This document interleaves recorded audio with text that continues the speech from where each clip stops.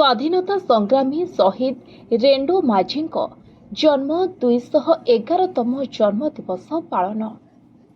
କଳାହାଣ୍ଡି ଜିଲ୍ଲା ରାମପୁର ବ୍ଲକ ଅନ୍ତର୍ଗତ ଦୁର୍ଗମ ପାହାଡ଼ ଅଞ୍ଚଳ ଲୁବେନଗଡ଼ ଗ୍ରାମ ପଞ୍ଚାୟତଠାରେ ନିଜ ଜନ୍ମ ମାଟିରେ 211ତମ ଜନ୍ମ ଦିବସ ପ୍ରତିବର୍ଷ ଭଳି ଏବର୍ଷ ମଧ୍ୟ ପାଳନ କରାଯାଇଛି। ଶହୀଦ ରେଣ୍ଡୋ ମାଝୀ କଳା ସଂସ୍କୃତି କମିଟିର ସଭାପତି ବିଶ୍ୱକେଶନ ମାଝୀ, ସମ୍ପାଦକ ସିଲି ମାଝୀଙ୍କ ନେତୃତ୍ୱରେ ମୁଖ୍ୟ ଅତିଥି ଭାବେ ଅବସରପ୍ରାପ୍ତ ପୋଲିସ ଅଫିସର ଶ୍ରୀଯୁକ୍ତ ବୈଦ୍ୟ ନାରାୟଣ ଭୋଇ, ସମ୍ମାନିତ ଅତିଥି ଭାବେ ଅବସରପ୍ରାପ୍ତ ଆର୍ମି ପୋଲିସ ମଧୁସୂଦନ ବିଶ୍ୱାଳ, ଯୋଗେଶ୍ୱର ମାଝୀ, ରେଣ୍ଡୋ ମାଝୀଙ୍କ ଦାୟଦ ଉପସ୍ଥିତିରେ ଗ୍ରାମବାସୀ ଓ ସେବାଶ୍ରମ ସ୍କୁଲର ଛାତ୍ରଛାତ୍ରୀ ଉତ୍ସାହ ସହ ରେଣ୍ଡୋ ମାଝୀଙ୍କ ପ୍ରତିମୂର୍ତ୍ତିଠାରେ ପୁଷ୍ପମାଲ୍ୟ ଅର୍ପଣ କରି ପୂଜାର୍ଚ୍ଚନା କରାଯାଇଥିଲା। ସ୍ୱାଧୀନତା ସଂଗ୍ରାମୀ ଶହୀଦ ରେଣ୍ଡୋ ମାଝୀ କୁଇ ଭାଷାର କନ୍ଧ ଜାତି ଅଟନ୍ତି।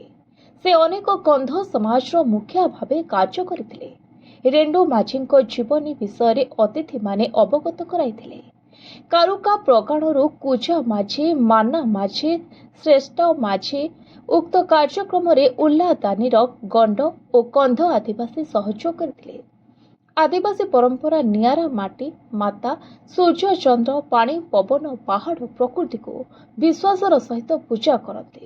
ଏହି ପରମ୍ପରା ଭାଷା ସଂସ୍କୃତିକୁ ନେଇ ଢୋଲ, ମହୁରୀ, ନିଶାନ, ତାସା ତାଳେ ତାଳେ ମନୋରଞ୍ଜନ ସାଙ୍ଗରେ ଥାଏ।